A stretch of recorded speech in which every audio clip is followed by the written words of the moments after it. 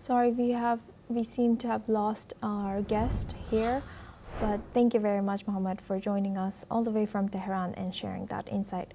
Now we move on. An exclusive investigation has uncovered a secret 2-year operation by the Assad government to move thousands of bodies from a mass grave in Qutayfah, Syria, to a remote desert site near Dumair.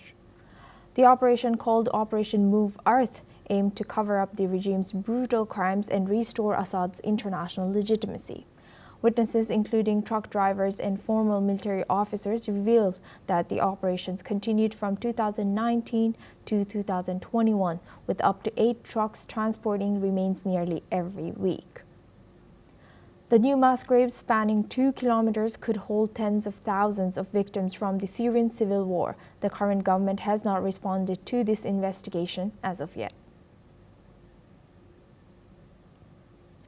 Now, for this discussion, we're joined by Professor Vasilin Popovsky. He's a professor and vice dean at Jindal Global Law School. Joins us live from New Delhi. Thank you very much, Professor. Good to see you again. Now, how do you view this growing alliance between Syria and Russia, and also the Syrian regime trying, not current, but the previous regime trying to gain back the reputation of its leader, Bashar al-Assad? Well, we know that Putin and Bashar al-Assad were very close, and they committed together all the crimes against humanity and war crimes in Syria. Russia is using its own air force for many of the bombings where many civilians died over those 9 years of civil war. So basically 2 big war criminals, Putin and Bashar al-Assad, and kind of ironically being in the same city. Bashar al-Assad is hiding in Moscow and trying to avoid the obvious investigation and prosecution which will follow one day. When Putin is gone, I'm sure, even if not before, he will be surrendered for prosecution, and Syrian people will decide his sentence. So I don't see this as it's a normal visit, it's diplomatic.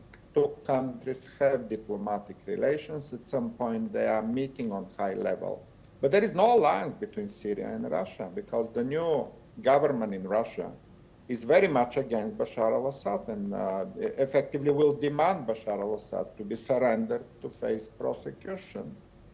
And here the role of Russia is somehow problematic, because they were so close to Bashar al-Assad, committing those crimes together. And obviously now they will do the twist, and they will try to be also friendly to al-Sharaa and to kind of say that we can help the future of Syria, to be also protected from potential Israeli attack and all that. And it is normal for Putin to try to play those manipulative games with everybody, somehow to survive himself, because he's the next to go. He's the next Bashar al-Assad. There will be a discovery of mass graves in Russia one day when he's gone, when millions of Russians suffer and soldiers die in Ukraine, and he needs a lot to hide himself. So what Bashar al-Assad did in 2019 and 21, which is again absolutely horrific story of removing dead bodies from one mass grave to another, just to hide them and not to be exposed.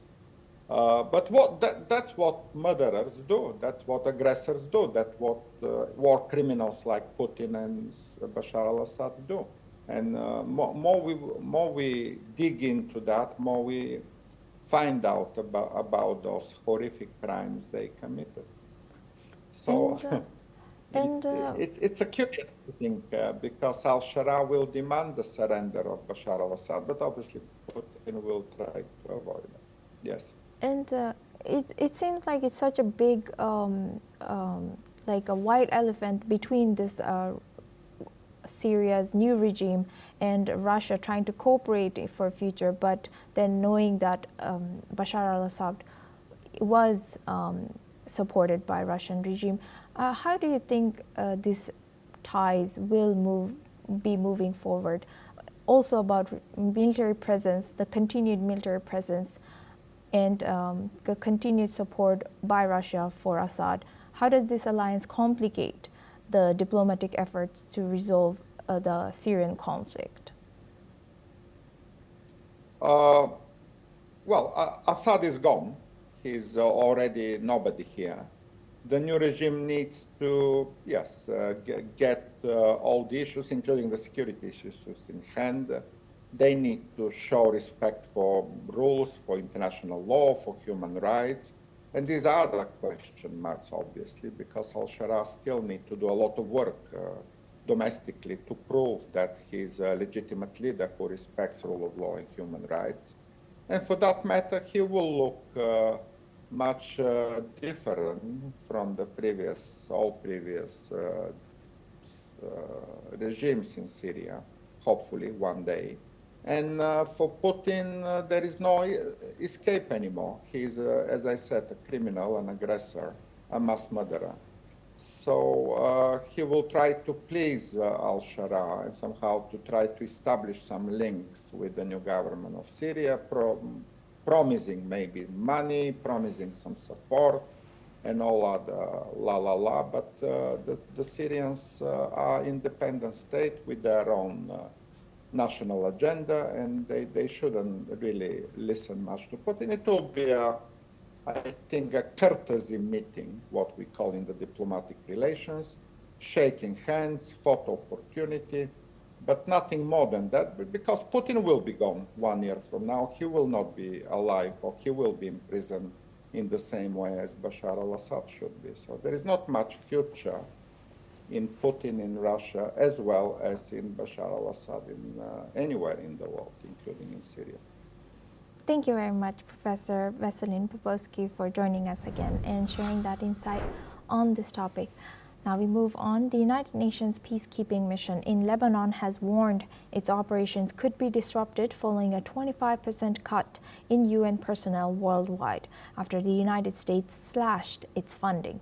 According to a senior UN official, thousands of peacekeepers may be withdrawn from key hotspots in the coming months as Washington adjusts its contributions under President Donald Trump's America First policy. The U.S. has contributed over a quarter of the UN's peacekeeping budget, but now plans to pay only half of its $1.3 billion share, forcing the organization to scale back operations globally. And that's a